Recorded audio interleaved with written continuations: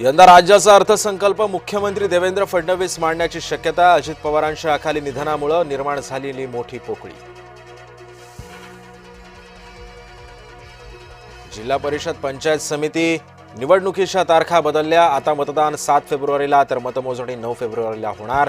शासकीय दुखावट्यामुळे मोठा निर्णय. छत्रपती संभाजीनगरच्या महापौर निवडणुकीचं वेळापत्रक जाहीर. 10 फेब्रुवारीला विशेष सभेमध्ये मतदान प्रक्रिया पार पडणार. उपमुख्यमंत्री सुनेत्रा पवार राष्ट्रवादीमध्ये हालचाली सुरू. सांत्वनपर भेटीच्या पाठोपाठ राजकारणाला नववळण लागणार असल्याची शक्यता. दोन्ही राष्ट्रवादीच्या विलिनीकरणाची प्रक्रिया अंतिम टप्प्यात. जयंत पाटील शशिकांत शिंदेंचा दावा.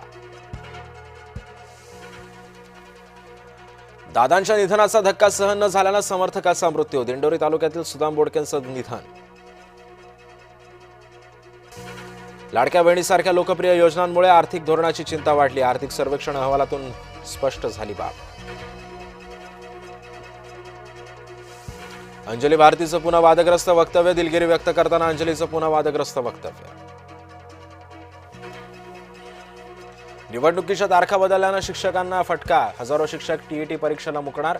आता जिल्हा परिषद निवडणूक शिक्षकांच्या परीक्षा एकाच दिवशी. बुलढाण्याच्या राजूरमध्ये मध्यरात्री राडा. हाणामारीमध्ये 2 जण जखमी. हॉटेलमधील फर्निचरचं मोठं नुकसान.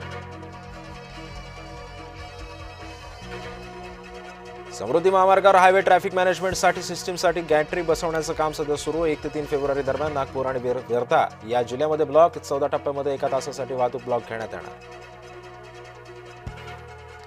जंक फूडच्या जाहिरातींवर सकाळी 6 ते रात्री 11 पर्यंत बंदीची शिफारस. ब्रिटन, चिली आणि नॉर्वेच्या धर्तीवरती पाऊल उचलण्याचा विचार. सूत्रांची माहिती.